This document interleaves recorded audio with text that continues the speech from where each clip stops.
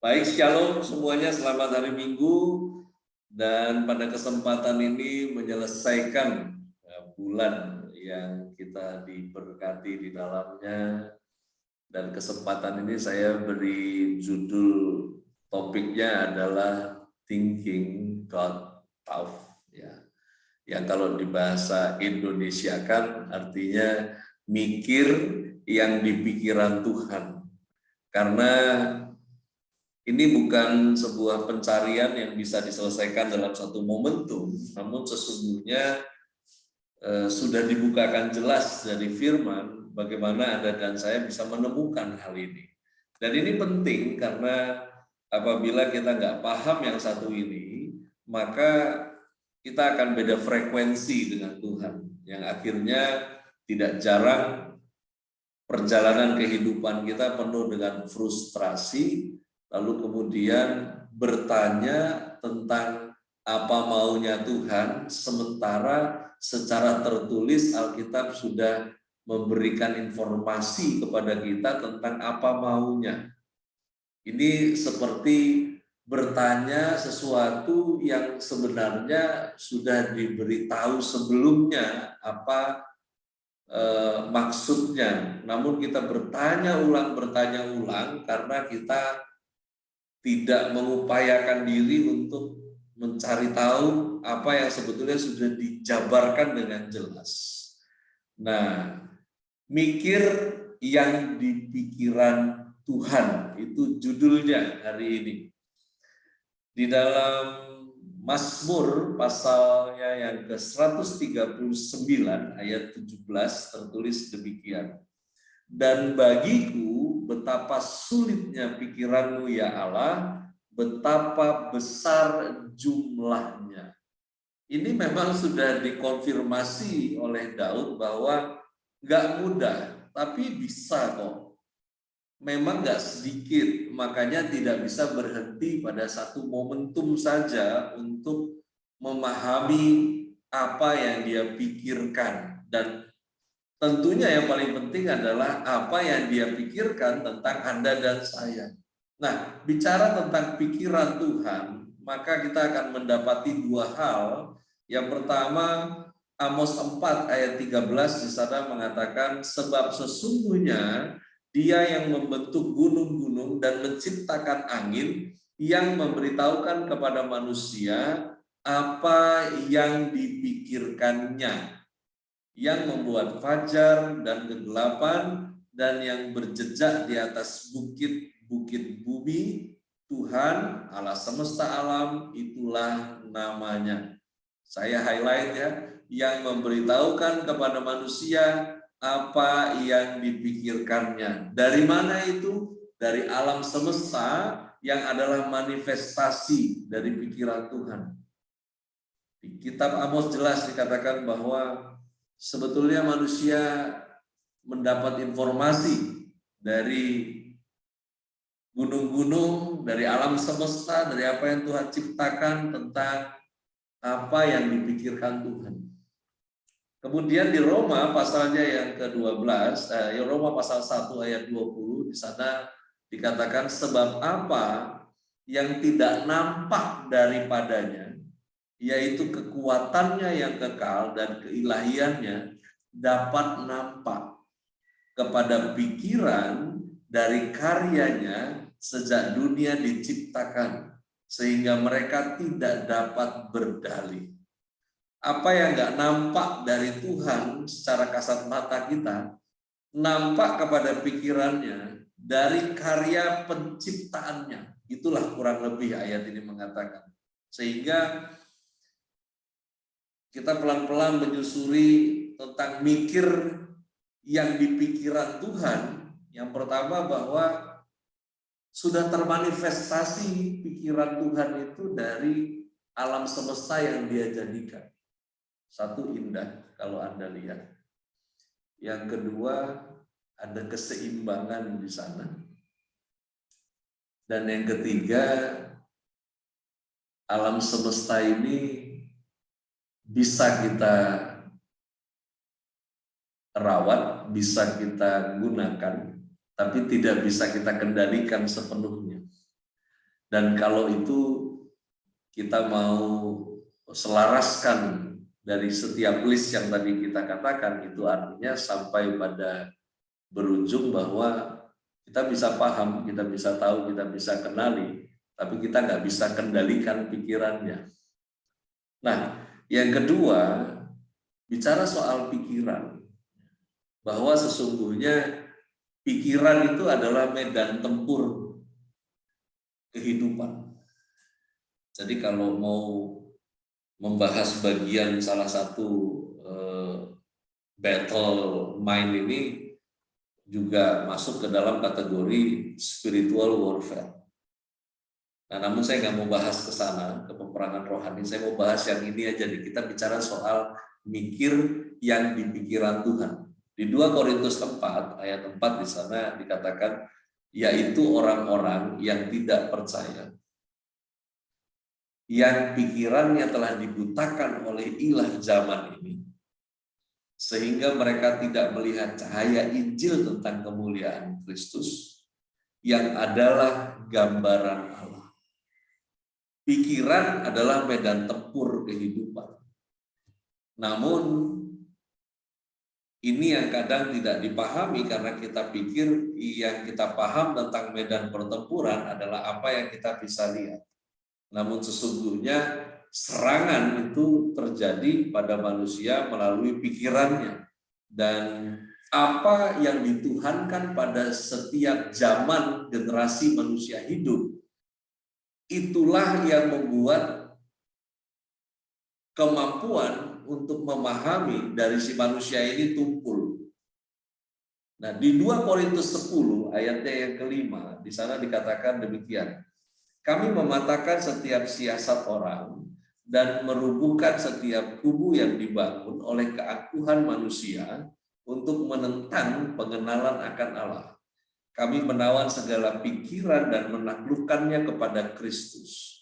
Yang mana battle mind ini kemudian mengarah kepada ketidakmampuan orang percaya untuk mengalami pengenalan akan Allah.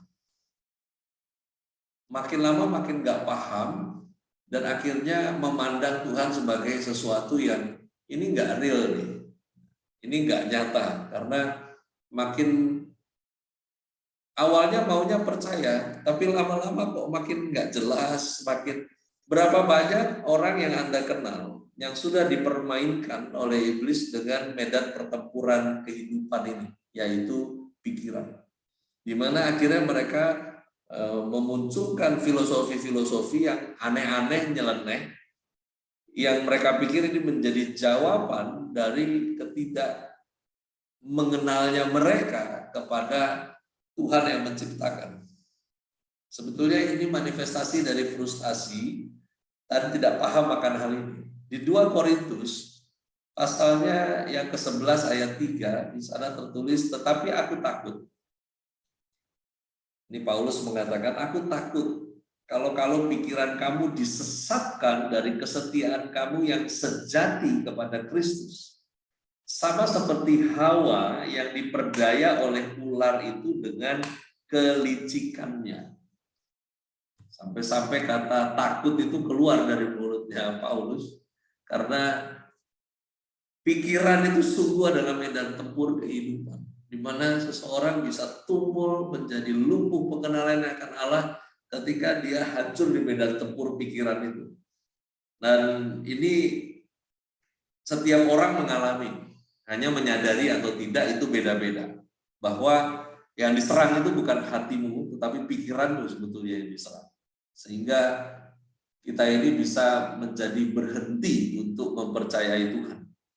Nah, segala pergumulan dan lain sebagainya. Namun saya mau kita membuka dari data awal mengenai mikir yang di pikirannya, ya, mikir yang di pikiran Tuhan. Yang jelas Anda dan saya ada dari awal manusia diciptakan. Itu adalah representatifnya Tuhan. Di Kejadian pasal 1 itu manusia diciptakan menurut gambar dan rupa Allah itu sendiri.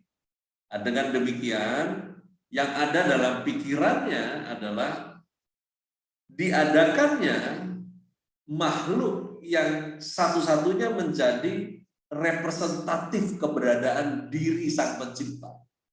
Itulah manusia. Yang di kemudian hari dari Kejadian 1 dia ciptakan dengan segala master plan yang sempurna. Pokoknya mari, ya, secara majemuk Allah mengatakan mari kita jadikan yang namanya manusia itu gambar dan rupa kita, sehingga alam semesta ini semua bisa memahami, mengerti, tunduk pada kita punya representatif yang namanya manusia. Itu pasal 1 di kitab Kejadian. Namun di pasal 6 di kitab Kejadian, di sana tertulis ketika dilihat Tuhan bahwa kejahatan manusia besar di bumi dan bahwa segala kecenderungan hatinya selalu membuahkan kejahatan semata-mata, maka kata ini muncul sekali-kalinya di Alkitab. Maka menyesallah Tuhan bahwa ia telah menjadikan manusia di bumi. Dan hal itu memilukan hatinya. Kejadian 1, dia begitu semangat untuk menjadikan makhluk yang menjadi representatif keberadaan dirinya. Namun di pasal yang ke-6 Alkitab mencatat, Tuhan menyesal. Ketika Tuhan melihat bahwa kejahatan manusia itu besar sekali di bumi. Dan Alkitab mencatat menyesallah Tuhan. Dan hati Tuhan menjadi pilu. Berlanjut sampai kemudian berlanjutlah orang dalam generasi Nuh. Di Kejadian 9 itu seperti sebuah kondisi pembersihan besar-besaran. Lalu kemudian selesai air bah itu, Allah berfirman, inilah tanda perjanjian yang kuadakan antara aku dan kamu, serta segala makhluk yang hidup dan yang bersama-sama dengan kamu turun-temurun untuk selama-lamanya. Busurku kutaruh di awan, supaya itu menjadi tanda perjanjian antara aku dan bumi. Apabila kemudian kudatangkan awan di atas bumi dan busur itu tampak di awan, maka aku akan mengingat perjanjianku yang telah ada antara aku dan kamu, serta segala makhluk yang hidup, segala yang bernyawa, sehingga segenap air tidak lagi menjadi air bah untuk memusnahkan segala yang hidup. Jika busur itu ada di awan, maka aku akan melihatnya, sehingga aku mengingat perjanjianku yang kekal antara Allah dan segala makhluk yang hidup, segala makhluk yang ada di bumi. Dari Tuhan jadikan manusia, Tuhan nyesal, hati Tuhan pilu, lalu kemudian air bah terjadi, lalu kemudian dibuatlah sebuah perjanjian, di mana mulai hari itu Tuhan gak akan menyesal lagi. Mulai hari itu hati Tuhan tidak akan pilu lagi, bahkan dia memberi tanda di awan.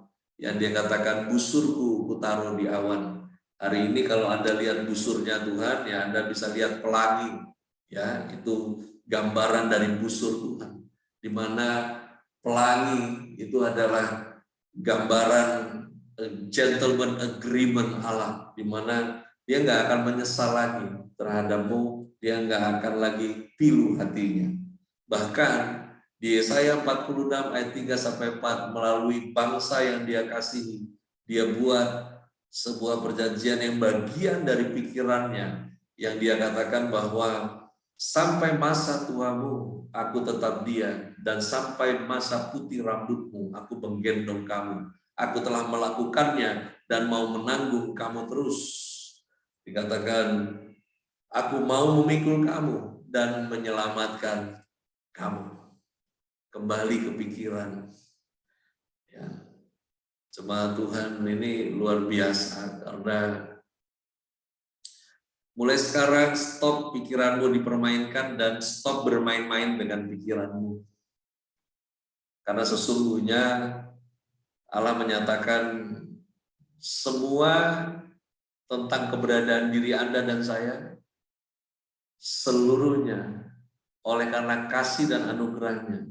Anda dan saya mengalami apa yang saya mungkin menyebutnya sebagai responsibility surga. Ya, responsibility surga itu bukan jaminan Anda dan saya akan jalannya ke sana, tapi karena kasihnya begitu besar, maka responsibility surga itu seperti dilepaskan kepada semua yang disebut manusia. Anda dan saya termasuk orang percaya. Nah, yang ketiga, ada ciri pikiran iblis. Ini kita harus paham karena seringkali dalam frustasi kita menganggap Tuhan nggak memahami kita. Sesungguhnya Tuhan memahami kita. Namun Tuhan mau Anda dan saya mikir yang di pikiran Tuhan. Dan ini beda dengan ciri pikiran iblis. Karena untuk bisa mikir yang di pikiran Tuhan, Anda dan saya harus teosentris. Kalau pikiran iblis itu manusia sentris, saudara. Matius 16 ayat 21 sampai dengan ayat 23 ini berbanding dengan Markus 8 nanti ayat 31 sampai 33, di mana di Matius 16 di sana ada sebuah situasi Yesus menyatakan kepada murid-muridnya bahwa dia harus pergi ke Yerusalem, dia harus menanggung banyak penderitaan dari pihak tua-tua, menanggung penderitaan dari pihak imam-imam kepala, menanggung penderitaan dari ahli-ahli Taurat, lalu dia akan dibunuh, lalu dia akan dibangkitkan pada hari ketiga. Ini berita yang mengerikan yang Yesus sampaikan, dan di Markus 8 juga dicatat demikian. Dikatakan Yesus mengajarkan kepada mereka bahwa kalau di Markus 8 di sana, kalau di Matius dikatakan Yesus menyatakan, kalau di dalam Markus 8 di sana dikatakan Yesus mengajarkan kepada mereka bahwa anak manusia itu harus menanggung banyak penderitaan. Anak manusia itu akan ditolak oleh tua-tua, ditolak imam, kepala, ditolak ahli Taurat, lalu kemudian anak manusia akan dibunuh, lalu kemudian bangkit sesudah 3 hari. Menyatakan dan Yesus mengajarkan, dan sementara menyatakan dan mengajarkan, Petrus dengan refleks menarik Yesus ke samping. Dia menarik gurunya, lalu kemudian dia menegur gurunya. Matius dan Markus mencatat yang sama datanya. Setelah Yesus menyatakan dan mengajarkan tersebut, nanti akan dibunuh, nanti akan diadili, enggak adil, nanti akan mati, kemudian bangkit ke 3 hari. Itu kemudian Petrus akan refleks, dia tarik Yesus ke samping dan dia tegur Yesus. Kalau di catatan Markus 8 tidak dicatat apa yang Petrus ngomong, tetapi kalau di Matius 16 itu dicatat. Itu Petrus berkata begini, Tuhan, kiranya Allah menjauhkan hal itu. Hal itu sekali-kali tak akan menimpa engkau. Yang mana tentunya ini seperti sebuah jaminan dari persahabatan antara guru dengan murid yang waktu itu umuran nggak jauh-jauh. Ini mungkin kalau pakai bahasa Ambon, Petrus bilang, guru, selama beta ada di sebelah Ale, semua itu saya akan terjadi.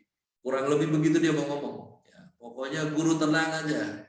Selama saya ada di sebelahmu, kamu akan ke Yerusalem, kamu nggak akan menderita, pihak tua-tua nggak akan tolak kamu, imam kepala nggak akan tolak, ahli Taurat nggak akan tolak, kamu nggak akan dibunuh, kamu nggak akan dibangkitkan, karena kamu nggak akan mati kalau saya ada.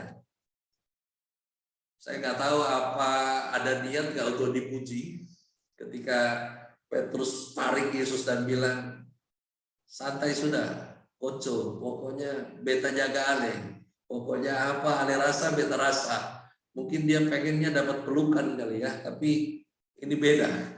Di Matius 16 dikatakan, maka Yesus berpaling dan berkata kepada Petrus. Itu Matius catatnya begitu ya. Yesus berpaling, kemudian Yesus berkata. Kalau di Markus 8 lain lagi. Berpaling Yesus sambil memandang murid-muridnya, ia memarahi Petrus. Bukannya dapat pelukan, harusnya mungkin secara manusiawi dapat peluk terus bilang, wah terima kasih, memang kau sahabat sejati. Tapi enggak, ini ketika Yesus berpaling, dia pandangi murid-muridnya, kemudian dia konfrontir Petrus dan dia bilang, "Nya iblis." Bisa Anda bayangin ya masuk situasinya. Di antara kamu ada yang mau belain gembalanya gitu. Terus kemudian depan mukamu saya bilang, "Nya kau iblis," gitu ya. Yesus bilang, "Nya iblis, engkau batu sandungan bagiku. Sebab engkau bukan memikirkan apa yang dipikirkan Allah, melainkan apa yang dipikirkan manusia." Ini mengerikan kalau ini terjadi dalam kehidupan Anda dan saya. Kita pikir kita ini pahlawannya Allah, padahal kita sedang kerasukan. Saudara, kerasukan itu nggak melulu Anda tampil menggila atau tampil dengan tidak waras, tapi pikiran dikuasai. Dikuasai apa? Dikuasai oleh human centris. Karena itu mari kenali pikiran, mana pikirannya Tuhan, mana pikirannya iblis. Kalau pikirannya iblis itu paling nyambung dengan pikirannya manusia, karena iblis itu ciri-cirinya manusia sentris. Pokoknya berujung pada kemuliaan manusianya, berujung kepada keamanan manusianya. Beda. Anda dan saya harus melatih teosentris, di mana segala hal dalam hidup kita harus berujung dan berpusat kepada Kristus saja. Jangan cari aman sendiri, karena siapa yang cari aman sendiri akan kehilangan nyawanya. Nah, yang berikutnya dikatakan, penting untuk kita ini bisa mengalami pikiran Kristus. Penting. Kenapa penting? Karena kita ini membutuhkan pengertian makna hidup. Karena kamu hidup nggak punya makna, repot. Siapa yang hidup nggak punya makna, pasti hidupnya tak bermakna. Ya memang Alkitab mengatakan busurnya sudah ditaruh di awan. Tuhan udah nggak lagi menyesal, Tuhan sudah tidak lagi hatinya pilu. Tapi orang-orang di sekitarmu itu hatinya pilu. Karena kamu hidup nggak bermakna. Di 1 Korintus 2 ayat 12-16 dikatakan kita tidak menerima roh dunia, tetapi roh yang berasal dari Allah. Supaya kita tahu apa yang dikaruniakan Allah kepada kita.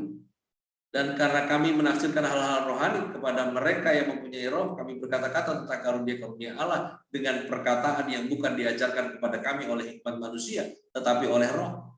Tetapi manusia duniawi tidak menerima apa yang berasal dari roh Allah, karena hal itu baginya adalah suatu kebodohan, dan ia tidak dapat memahaminya, sebab hal itu hanya dapat dinilai secara rohani. Tetapi manusia rohani menilai segala sesuatu, tetapi ia sendiri tidak dinilai oleh orang lain, sebab siapakah yang mengetahui pikiran Tuhan sehingga ia dapat menasihati dia. Tetapi kami memiliki pikiran Kristus. Dikatakan bahwa manusia rohani tidak dinilai oleh orang lain. Manusia rohani dinilai oleh Tuhan. Fokus penilaian diri orang yang rohani adalah Tuhan. Karena itu penting untuk mengalami pikiran Kristus, karena orang hidup itu membutuhkan pengertian. Kalau dia nggak punya pengertian akan makna hidupnya, maka hidupnya tak bermakna. Hidup kalau nggak bermakna, Anda lebih parah dari zombie. Otak ada, nggak kepake maksimal karena nggak punya pengertian. Pengertian makna hidup itu penting. Kenapa kamu ada di keluarga itu? Kenapa kamu hidup sekarang? Kamu buat apa hidup? Hidupmu buat apa? Penting, bos. Kalau enggak, ya Tuhan, kamu seperti orang lumpuh yang paling sehat. Kamu seperti orang yang, saya gunakan apa ya kata-kata yang digunakan? Difabel nggak cocok. Mungkin kata yang pasti cacat. Orang cacat yang paling lengkap tubuhnya. Siapa itu?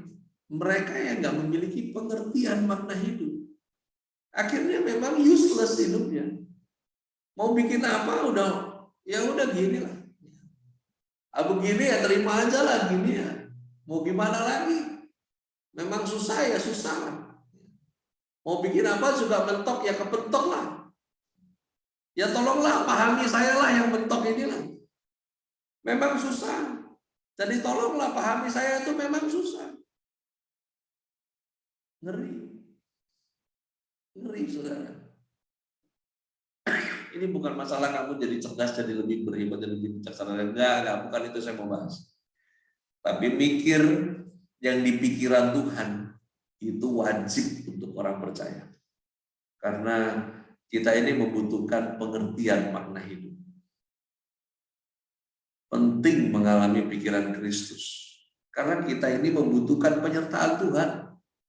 Kalau bukan Tuhan yang menyertai, Anda dan saya nggak sampai kemana-mana. Terlalu banyak angan-angan kamu. Lihat orang bikin begitu berhasil, kamu pengen bikin begitu juga. Lihat orang dagang itu berhasil, kamu pengen dagang itu juga. Pengen lu kebanyakan, tapi nggak pernah jalan. Kenapa? Karena memang nggak ngalami penyertaan Tuhan. Akhirnya gede bacot doang. Filipi 4 ayat 8 sampai 9 di sana tertulis, jadi akhirnya saudara-saudara, semua yang benar, semua yang mulia, semua yang adil, semua yang suci, semua yang manis, semua yang sedang didengar, semua yang dibajikan dan patut dipuji, dipikirkanlah semuanya itu, dan apa yang telah kamu pelajari, dan apa yang telah kamu terima, dan apa yang telah kamu dengar, dan apa yang telah kamu lihat padaku, lakukanlah itu, maka Allah sumber damai sejahtera akan menyertai kamu. Penting mengalami pikiran Kristus itu. Karena kita butuh banget penyertaan Tuhan. Kamu bisa tiru cara orang kerja. Kamu bisa tiru apa yang dia dagang. Kamu bisa tiru pola-pola dan sistem yang orang tersebut bangun. Tapi kamu nggak akan sampai pada berkatnya Tuhan. Karena kita butuh penyertaan Tuhan untuk bisa mengalami apa yang disebut berhasil dalam hidup ini. Kalau nggak bisa. Penting makanya mengalami pikiran Kristus. Nah, Kolose 3 ayatnya yang pertama sampai ayat yang keempat. Kenapa kita penting untuk mengalami pikiran Kristus? Karena keselamatan itu terkait dengan karakter Kristus. Keselamatan itu bukan takdir loh, saudara. Bahkan mental aja itu bukan bawaan. Bukan bawaan. Nggak ada orang, mental itu bukan born system. Bukan sebuah sistem natural dari orang itu lahir.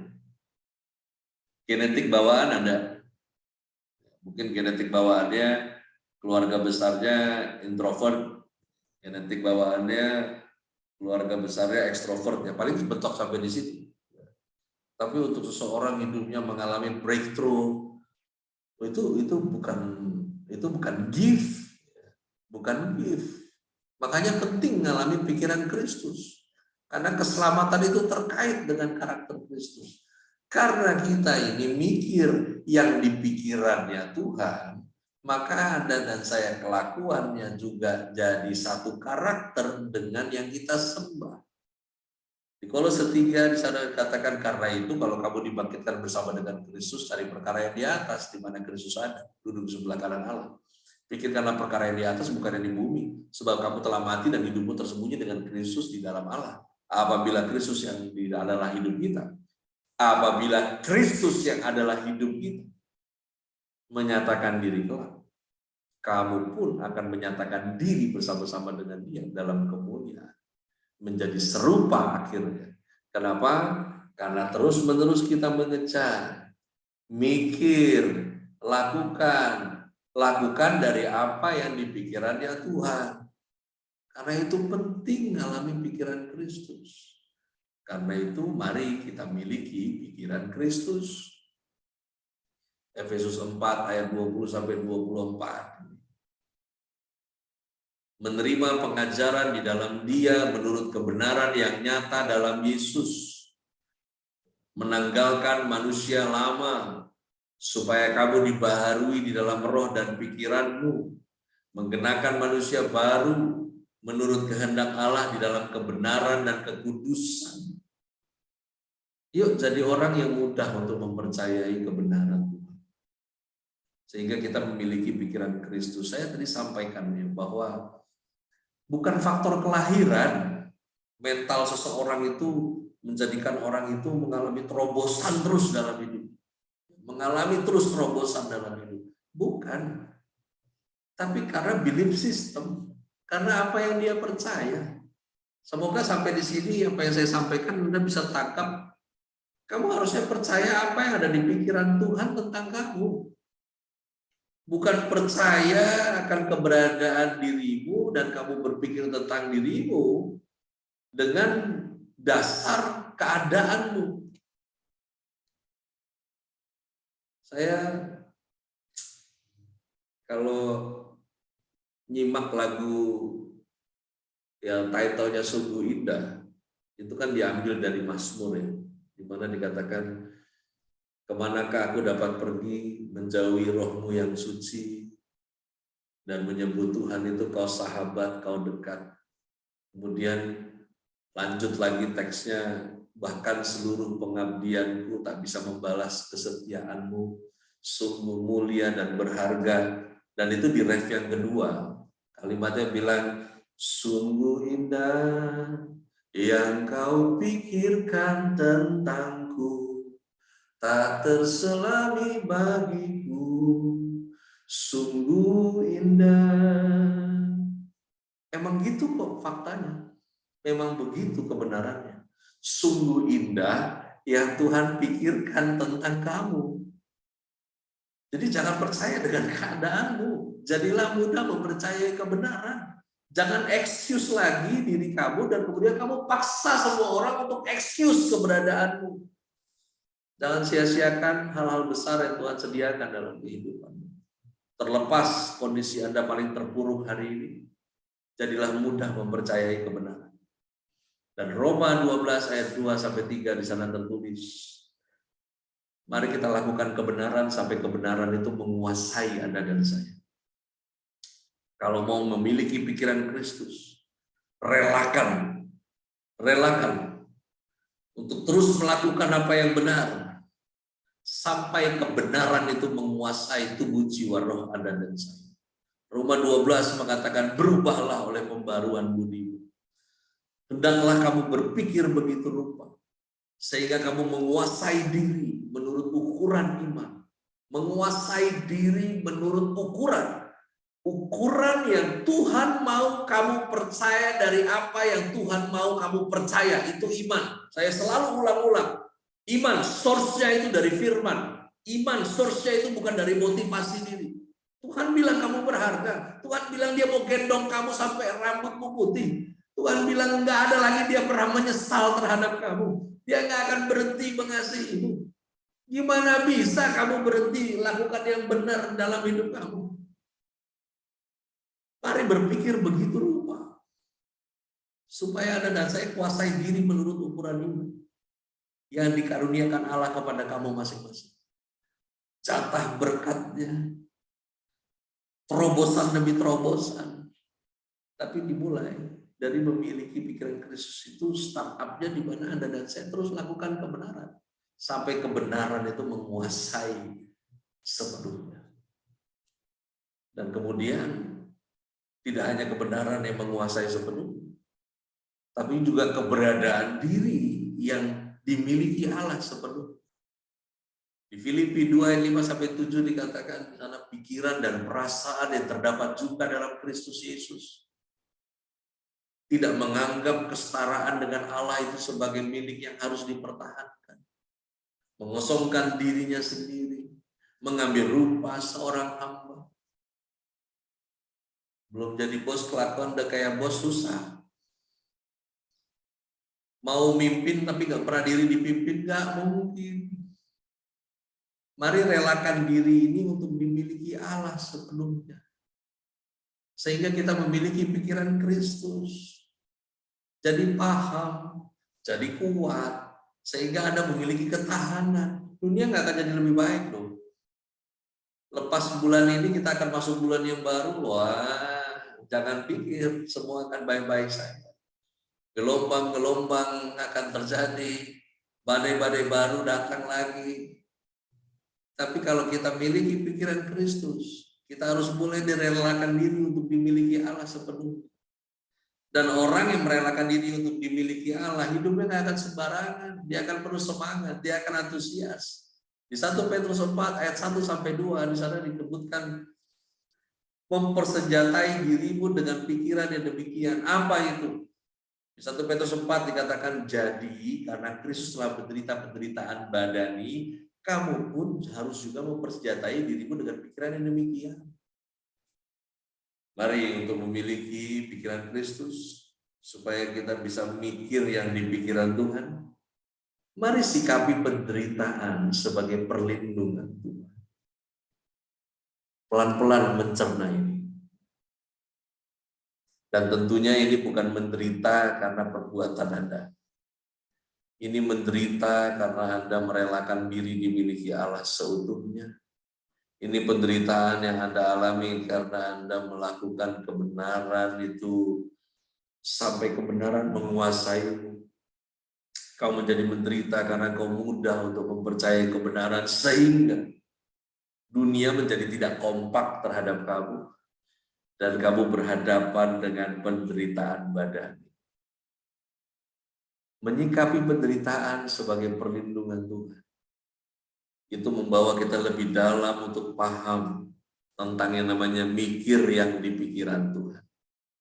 Dan akhirnya hidup ini berlanjut sampai kepada menjadi cocok dengan Tuhan. Kata yang digunakan perkenanan Tuhan.